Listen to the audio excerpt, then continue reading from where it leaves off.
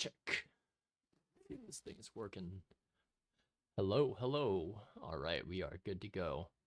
All right, all right, all right. Good evening, everybody. Welcome to market prep for tomorrow, Thursday. We had a fantastic day today. It was just a really tremendous day. Yo, what's up, Kirk? Let's go. That's what I'm talking about. Let's go. All right, Mike is good. Great. Okay, so let's go ahead and get into this so we can get you to sleep. I'm trying to make these as short and as valuable in a short period of time as possible. So let's go to the charts. We already talked about the market at the end of today, so I'm not going to go in super detail, but let's prepare for tomorrow as best we can. So today we had FOMC. We know that. We'll look at that in the charts. But tomorrow we'll see volatility a little bit at 7:30 in the morning. If you're trading that 7 o'clock to 8 o'clock time frame, we'll see volatility at unemployment claims at 8:30 a.m.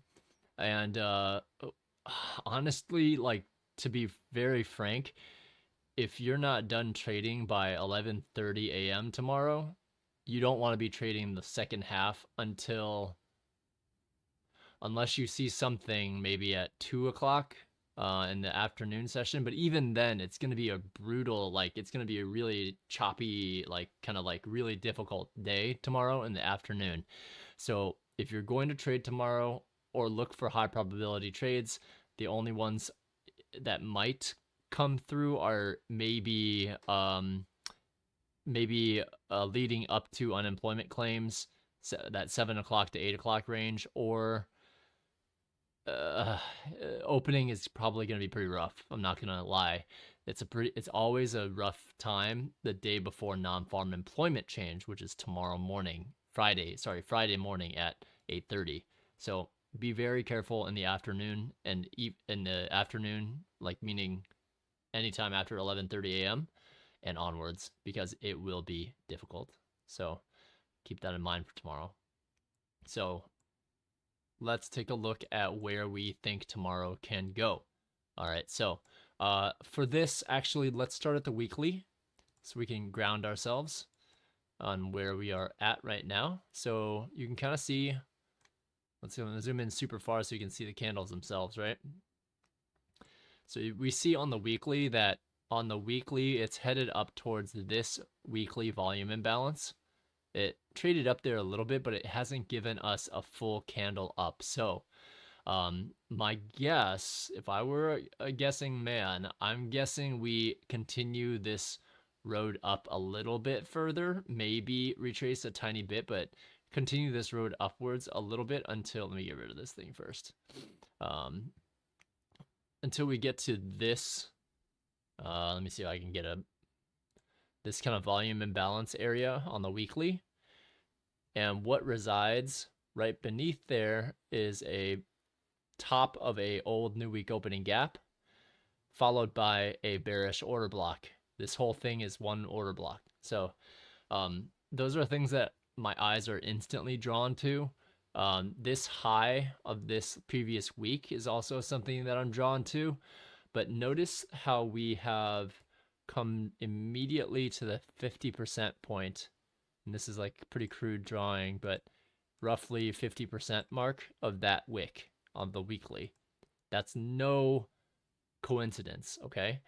So now that we know where we think, so by Wednesday, remember, power of three, every single candle, whether it's a monthly candle, weekly candle, daily, hourly, minute, they all have an open, high, close, low, open, low, high, and a close eventually at the end of the week. So we see that this expansion has been mainly to the upside this week. And so either today formed the high or today formed the low, one of the two. And it's a lot of price to travel through to get all the way back down. I'm not saying you can't do that. Non-farm payroll can and will and has done stuff like that before.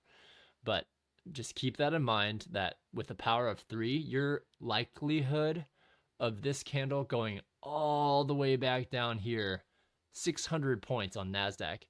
Very difficult. Would you agree? So with that frame in mind, let's take a look at the daily. So we made it all the way up to this order blocks, bearish order blocks high, pretty much the high here, right? We didn't quite make it there yet. In Asia right now, we've gone up about 30 points, and I anticipate it's probably going to continue going up. But let's see what we have here, right? Where could we reach to tomorrow? Where is possible on the daily, right? So first, let's take a look at what kind of liquidity is around here. So this one's already been taken, 14,790. Oops, this one. 14,790. That was this here. Remember, I had mentioned this right as we ended the day. And look what happened at the very end of the day there. We'll actually see that when we go down to hourly, but if you'll notice that at as we started the evening, we went straight up to that 14,790 level, which is this blue line here. So yes, this can serve as a potential point, but I'm gonna move this because we're on the daily. I'm gonna make this another make use of this in a different way. So we're gonna put this up at this high. That's something that jumps out at me immediately, right? This high is 14,950, exact number. That is also interesting to me. Nice even numbers are very fun and useful for us. We like those. So we're going to put that as a one-day high, short-term high. This is a buy side liquidity. I'll just put it there. Okay, so that is something that I am interested in for sure. Let me just make sure that I made this buy side liquidity. So what else could be reached to? So let's do something. Let me get the easier template to see. Okay, so this is in the slightly easier one to see the 50% mark. So this 50% mark here, if you notice, it's very subtle, but if you notice, there is this sell side imbalance here, which we actually, I should mark this because it hasn't been traded to yet. This is a SIBI high, and it's actually untouched. Remember, we marked those. I marked those. You don't have to mark them in that way, but this we've already touched, and we can now remove this and keep it as a one-day SIBI low. And we've already touched that because we see the Mohawk went above right there. Now, this is 14,887.75. Look at what that 50% mark of this wick is, 14,889. So midway through the wick, I'm not going to mark it, but that's a key area. Oh, wait, I didn't even have this wick at the right spot. So 14,889 roughly, okay? So that's close enough to the bottom of that sell side imbalance. And what remains? There's a little bit here, and we're going to go down into a lower time frame and look at that. We're going to look at that in a little bit to see what kind of smaller sell side imbalance we can point out there, okay? But just note that this short-term high is here. Note that there's also a previous new week opening gap here. And there's a whole bunch of them up here as well. So this is where I don't anticipate us getting all the way back up here.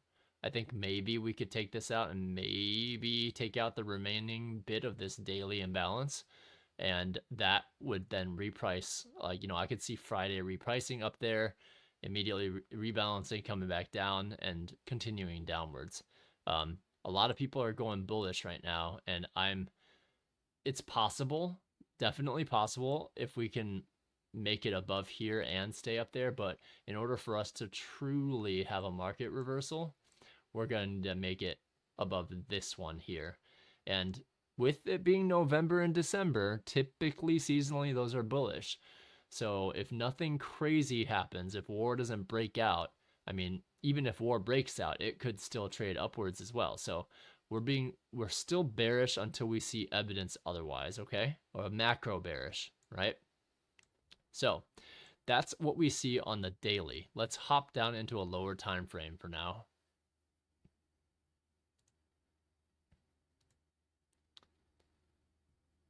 Okay, so we're in the hourly right now. If you recall, this daily price action here, what do you see right there?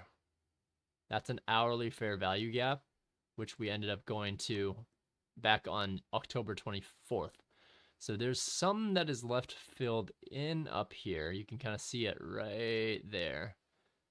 So we want to kind of like move this out over time and make this show up until the end of our week. So we know it's there.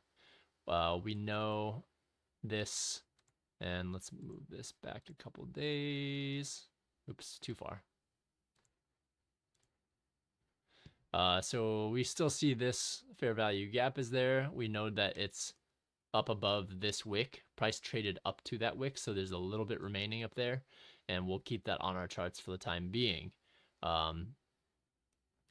What we also, I'm going to remove these lower time frame items for now, since these will clutter your view. So as we can see, we've already traded up to our 14,790 level. I don't need to keep this here, so I'm going to remove this to keep the hourlies out and keep the dailies, weeklies, and monthly levels in. So as we can see, we've already roasted through all of these here. And do we anticipate coming back down to here? Yeah, we could. But let's see what London holds right now. If you're trying to go long now, you're just chasing at this point in time, right? So I think that what we can see is, or maybe anticipate, is that on the hourly, the only other fair value gap that I see is way up here. And that's a lot of price action to get through, right? So I don't think we're going to go all the way up here. Or rather, I would be very surprised if we came all the way up here. So that short-term high, I mean, that's the top of that run, right? But that's an important run. That's an intermediate term high. We want to keep that there. And we definitely want to keep that there and be aware of it, right? So, from a draw of liquidity perspective, that midpoint, this weekly imbalance, or this weekly new week, old new week opening gap, that's probably what we're going to strive for. And then let's see if it blows through it or see if it reverses. So in a bearish market, I mean, there's a good chance that non-farm payroll, if it spikes up quickly, it'll spike back down and then start taking out some of these other areas of liquidity. If it spikes down first, there's a good chance it might continue going upwards. It's a really goofy day on Friday, so be careful. So yeah, I mean, let me take a quick look at the 4-hour chart just because I want to make sure I'm grounded here as well. So 4-hour chart, we see this imbalance got traded to already. There's a small 4-hour imbalance right there. It's insignificant, but it is also significant in that we can certainly trade to it. Outside of that, there's no other fair value gaps on the 4-hour which have been traded to. So what does that mean then? That means our eyes are going to short-term highs, short-term lows, and any other forms of liquidity that we can find, like bearish order blocks right there. There's one there on the 4-hour on the way back up. So I think that uh you know what? I apologize. Let me go back to the daily because I want to look at one thing that I noticed earlier. Okay, so we've got these here. I think we no longer care about this. I want to declutter our charts a little bit. We already well past this segment here, so I'm going to remove these here and remove this one as well. All right, so let's see if there's any other ones we can remove as well on the daily. It doesn't. Looks like we could remove this one as well. There's the Bissy high. There's no more Sibby there on the daily that I can see. So I'm going to remove this one as well because I don't think it is adding value.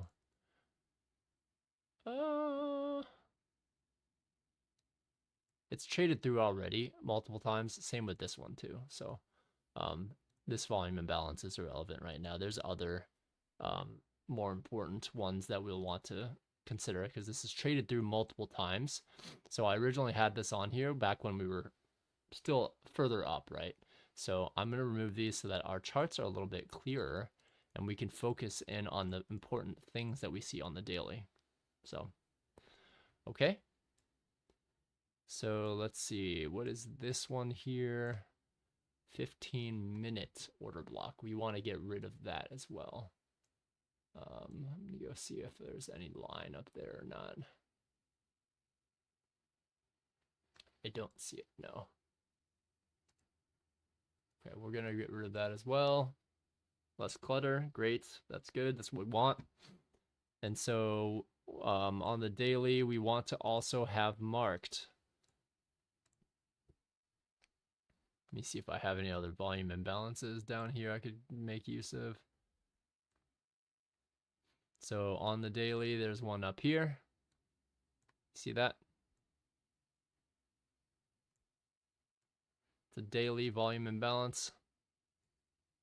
And that's it. This new week opening gap here is a bearish order block. And let's take a look here as well. Let's take a look from this high to this low. What do our Fibonacci numbers tell us?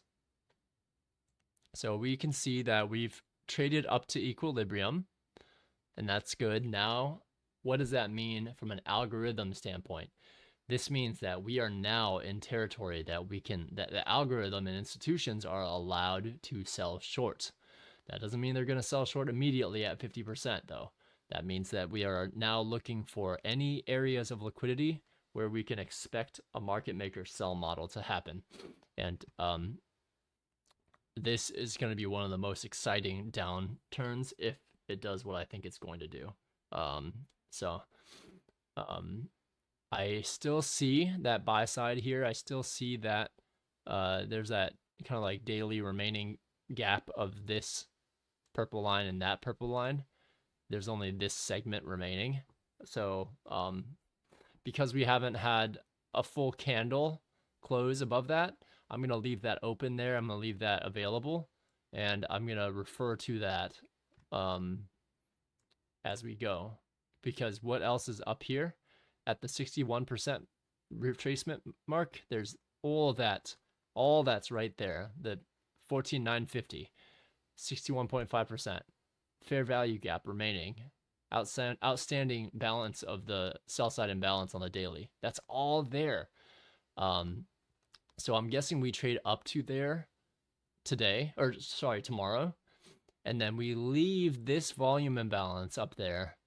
That will be literally the last area of liquidity for non-farm payroll to spike up into there and then drop it short and then ruin everyone's lives to the downside is what I'm hoping will happen. Because I don't see any other liquidity here, really. There's really not much else here There's a bearish order block up here, some old new week opening gaps, but price is always iffy getting through those. I mean, if it gets through there, if it gets to the midpoint of this, then we're going to go change the structure and go bullish at that point in time. There's no question about it. So these are key areas that I'm looking towards on the daily, right? On the daily chart, the higher time frame charts, this is what I'm looking for today or tomorrow and Friday. And I think that I would be also looking for evidence of reversal. I don't know if it will. If it gets above this, we're going to see a low, high, lower low, and then a higher high. It could treat that as a reversal. It could. I'm not saying it will, but one thing that I'm weary of not looking at it like in a bullish manner yet is that we haven't even come back to. So let me get rid of this. Get rid of this Fibonacci for a second here. We haven't even come back down to equilibrium yet. We haven't touched that since May when we broke out of that area. So for that reason, I think that we're still heading lower. Quarterly shift could occur. We could kind of like use this as a fourth month to head lower, but I think that we'll head lower, and then once we get to around this area, that's when we'll see the market, see what the market wants to do at that point in time, because then we'll be in a very, very, very deep discount, and it'll be okay for institutions to begin buying again. Okay, so I think that is it for today. You know where the major draws are, and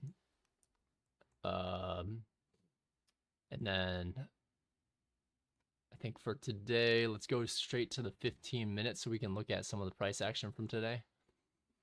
So today was an interesting day by all means. We can see this is the 15-minute price action.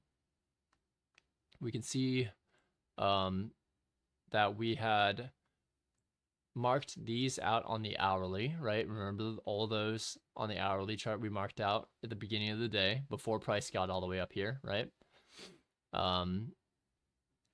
We see that at 8:30 a.m. there's this initial run up, and then once the opening occurred, there's one stage of accumulation there, second stage of accumulation here, and it has busted up and out. So at today's FOMC at 2 o'clock, their general direction, if I can go down to a lower time frame, let's go down to the 1 minute time frame to take a look at this, okay?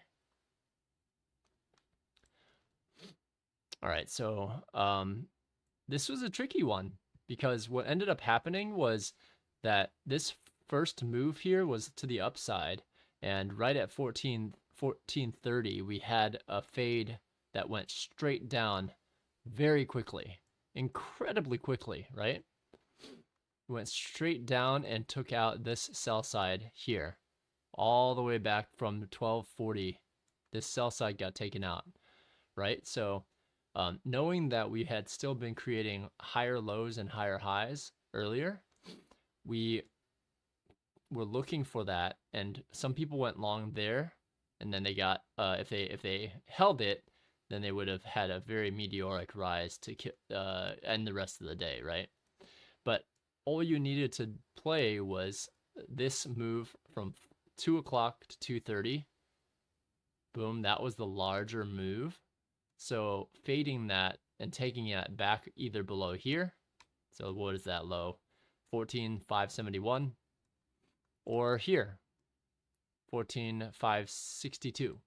If you were short somewhere around here, that's a good solid over 100 or 80 some points. This is a very difficult one to short though. Very, very, very difficult. And what happens when we take our sell stops, Kirk, remember we were looking through examples of turtle soup, right? This is another example of turtle soup, of buy side. You know, they think they're winning, they think they're winning, they think they're winning, and then they have their oh shit moment. They get stopped out at break even. smart money comes in long whenever these earlier buys, sell their longs to break even. And of course, what happens there, they pair those orders with all the people selling, and they get to ride the wave all the way back up for maximum gains. So that's what happened today in the afternoon. I rode that thing up quite a few handles and had a really excellent day. I was very happy with how that ended up. I think I added like a couple hundred to 4 accounts or so. So a little over that actually. So yeah, it's a good day. So tomorrow I'll have to see if I have to. I think I have to go physically in the office, but if I don't, then I will try to be on. But if I do have to go in the office, same thing. I'll record and do an initial analysis after Asia and London occurs tomorrow morning. All right, so I think that is it for tonight, though. I'm gonna go finish watching the final 2023 ICT market maker model video. I've already learned a lot from the bits that I have watched already, but your boy's got to study, your boy's got to sleep, and so do you. So with that, I'm going to close today. Thank you very much. Hopefully the stream today was insightful, and you know, as always, you know, I appreciate you like so many new subscribers. It's insane. I think we're at 373 now, so thank you all. And you know, Kirk, you've been here, you're learning, you're showing up every single day, so I will try to continue to point out where things look high probability, and I'll look forward to seeing you grow over time. This channel is for me to grow, but yeah, I can't wait to see all of us really like absolutely destroy in the coming year. So with that, I'm gonna close the stream and have a good night. Let me know if there's any questions. If you think of any questions, you know, post them in the chat or whatever, and we'll try to get them as quickly as we can.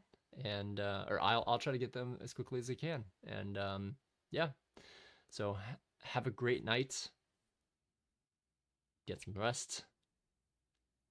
We'll prep in the morning. Take care.